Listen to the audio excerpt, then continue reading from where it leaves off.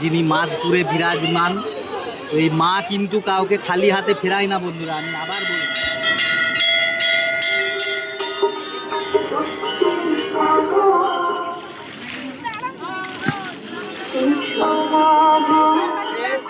দোকানে মোটামুটি ভালো ভালো বন্ধুরা, সুপ্রভাত, গুড মর্নিং। আজ 21 জুলাই। তো আজকে আমি, তানিশ আর আমার মিসেস, আমরা তিনজন মিলে যাচ্ছি মাদপুরের মনসা মন্দিরে। তো আমাদের বাড়ি কেরানীচটি মিদনাপুর, এখান থেকে মাদপুরের মনসা মন্দির খুব বেশি হলে 20 থেকে 25 কিলোমিটার রাস্তা হবে।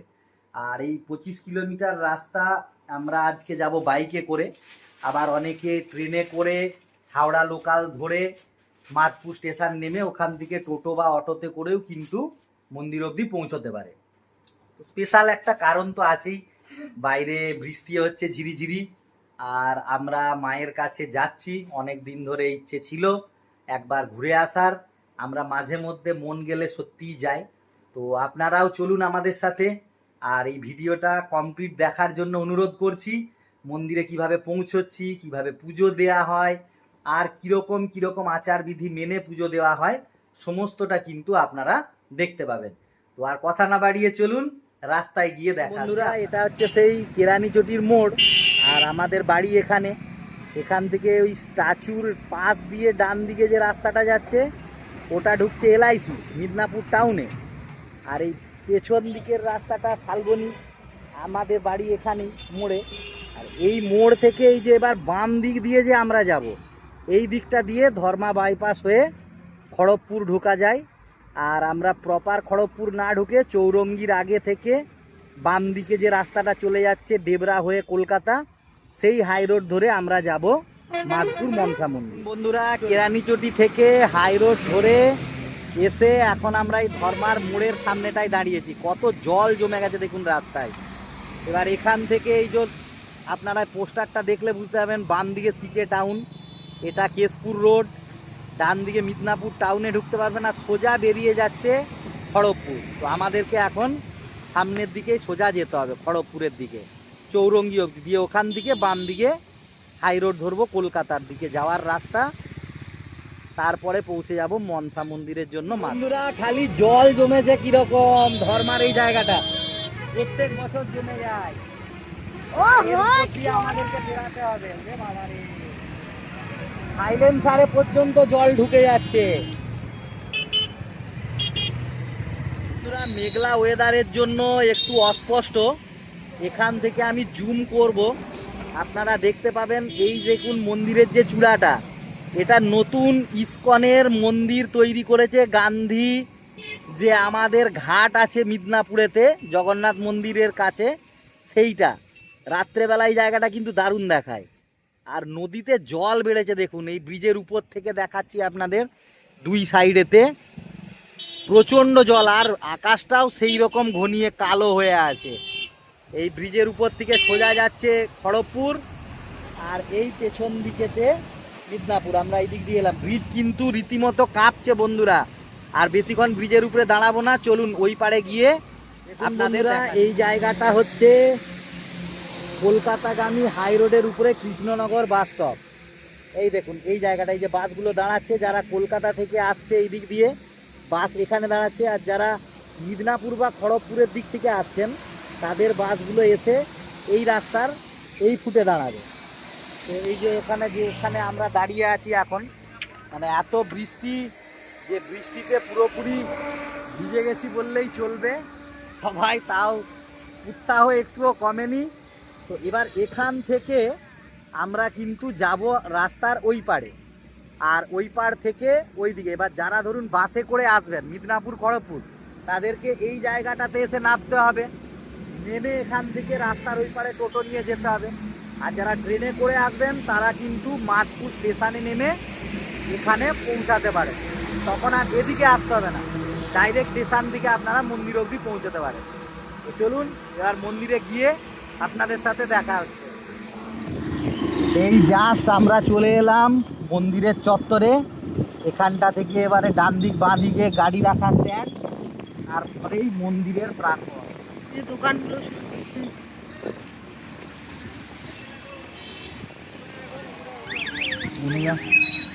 সব গাড়ি রাখার স্ট্যান্ড এখানে, আমরা এখানে গাড়ি রেখে হেঁটে হেঁটে যাবো এবার।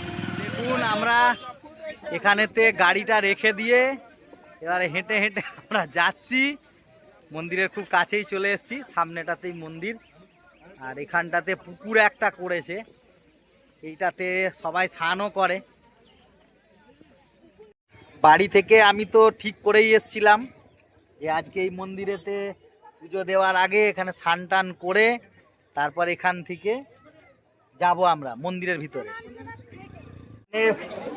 আপাতত বন্ধুরা আমরা এখান থেকে দোকানগুলো দিয়ে কিছু কেনাকাটা করব পুজোর জন্য যা যা লাগে। তারপরে ব্যাগগুলো আপাতত একটা দোকানের ভিতরে রেখে এসেছি। এবার এখানেতে যে পুকুরটা দেখাচ্ছিলাম ওই পুকুরটা থেকে দেখুন স্নান টান করে তারপরে এখান দিয়ে আমরা এগোবো। তানিশ আর আমার মিসেস দুজন মিলে পুজোর জিনিসপত্র নিচ্ছে। এখানে বিভিন্ন লাড্ডু আছে, এই একটা লাড্ডু, এখানে সন্দেশ, এখানে গুজিয়া, এগুলো সব কিছু নেওয়া হয়েছে। আরও অনেক কিছু আছে, বিভিন্ন ফল, বাতাসা, পুজোর ডুরি, এখানে আবার লেবু লঙ্কা। আচ্ছা এটা অরিজিনাল নয়, এটা এমনি প্লাস্টিকের এটা। আর এরকম বিভিন্ন ধরনের চুলি, যে যেরকম ভালোবাসেন। ঠিক আছে।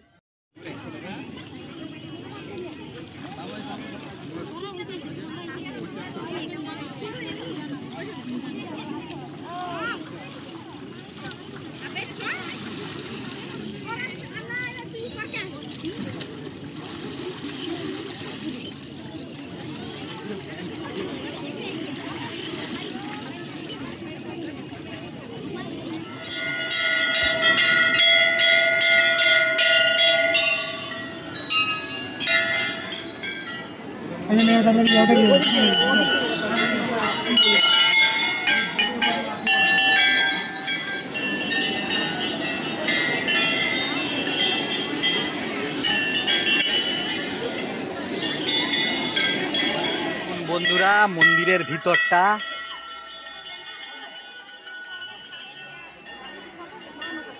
এই হচ্ছে মূল মন্দির। দেখুন এটা হচ্ছে মূল মন্দির, ভেতরটাতে এরকম।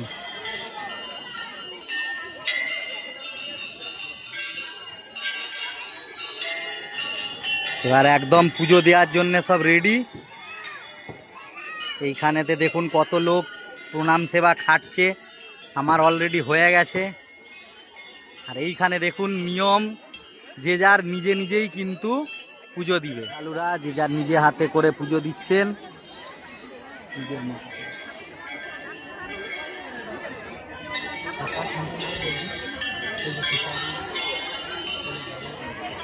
ঠিক আছে।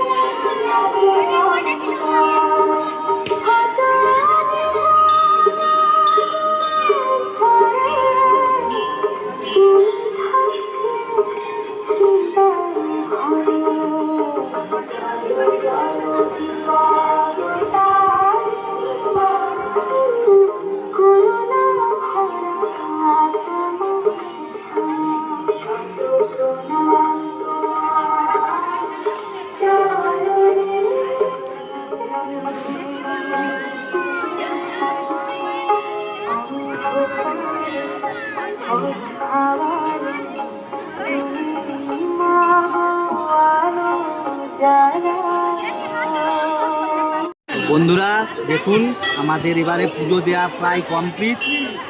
এই ছিল আমাদের মা মনসা, যিনি মাদপুরে বিরাজমান। এই মা কিন্তু কাউকে খালি হাতে ফেরায় না বন্ধুরা, আমি আবার বলছি, মন থেকে আপনারা যদি মাকে ডাকেন, মা আপনাদের মনস্কামনা অবশ্যই পূরণ করবেন। মা কখনোই আপনাদের থেকে মুখ ফিরিয়ে থাকবে না। শ্রদ্ধা ভরে মাকে ডাকুন, অবশ্যই মনের আপনাদের যেটা ভাব সেটা প্রকাশ করুন মায়ের কাছে, মানসিক করুন, পূরণ হবে। চলুন বন্ধুরা এবারে খাবারের দোকানে যাই। ঘুগনি মুড়ি আর হিংটার চপ ফাটিয়ে খিদে পেয়েছিল, এবারে খাচ্ছি। অনেকক্ষণ বাড়ি দিয়ে বেরিয়েছিলাম সকাল থেকে না খেয়ে। হিংচার চপের সাইজটা দেখুন, এই বড়, বাইরে ঝিমঝিম বৃষ্টি, ঘুগনি মুড়ি আর হিংচার চপ। সেরা সেরা। শেষ, দোকানে মোটামুটি ভালো বানিয়েছে, সব কমপ্লিট।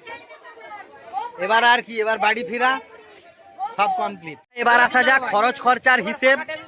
আপনারা যদি ট্রেনে করে আসেন তাহলে মোটামুটি আশা করি হাওড়া থেকে 30 টাকা, এদিকে মেদিনীপুর থেকে 30 টাকা ম্যাক্সিমাম ট্রেনের খরচা হয়ে যাবে। বাসে করে যদি আসেন আশা করি আপনাদের মাদপুর যেটা বাস স্টপেজ কৃষ্ণনগর ওখান পর্যন্ত 30-40 টাকা, খুব দূর থেকে এলে ম্যাক্সিমাম 100 টাকার মধ্যে কমপ্লিট। এরপর ওই বাস স্টপ থেকে মন্দির অবধি টোটো ভাড়া করে আসতে হবে। সেক্ষেত্রে আপনারা যদি রিজার্ভ করেন 100 থেকে 150 টাকা, আর যদি শেয়ারে আসেন 20 থেকে 30 টাকা। এই গেল ভাড়া। মোটর বাইকে হলে পরে কিলোমিটার অনুযায়ী। আর মন্দিরে প্রসাদ আপনারা নিজেদের মতো 100 টাকা 150 টাকা যে যেরকম কিনবেন, ডালি হিসেবে দক্ষিণা মনের মতো করে মাকে দিবেন, যে যার মতো, কোনো জোর জবরদস্তি নেই। আর খাওয়া দাওয়া যদি মুড়ি খান পার হেড 30-35 টাকার মধ্যে কমপ্লিট। ভাত খেলে সবজি ভাত থেকে শুরু করে বিভিন্ন ধরনের আপনার ভাজাভুজি দিয়ে যেগুলো হয়, মোটামুটি 80 থেকে 90 টাকা খুব হাইফাই খাওয়া হয়ে যাবে। আর পুরো মন্দিরের ট্যুর আমাদের তো খুব ভালোই লাগলো। এবার এখান থেকে আমরা কমপ্লিট করব। এদিকে বৃষ্টি শুরু হয়ে গেছে জোরদার, তো আর বেশিক্ষণ রাখা যাবে না। এবার আমরা বাড়িকে করে ফিরবো বাড়ি। তো আপনারা জানাবেন আপনাদের কেমন লাগলো। ধন্যবাদ, ভালো থাকবেন, আবার দেখা হবে অন্য কোনো একটা ভিডিওতে।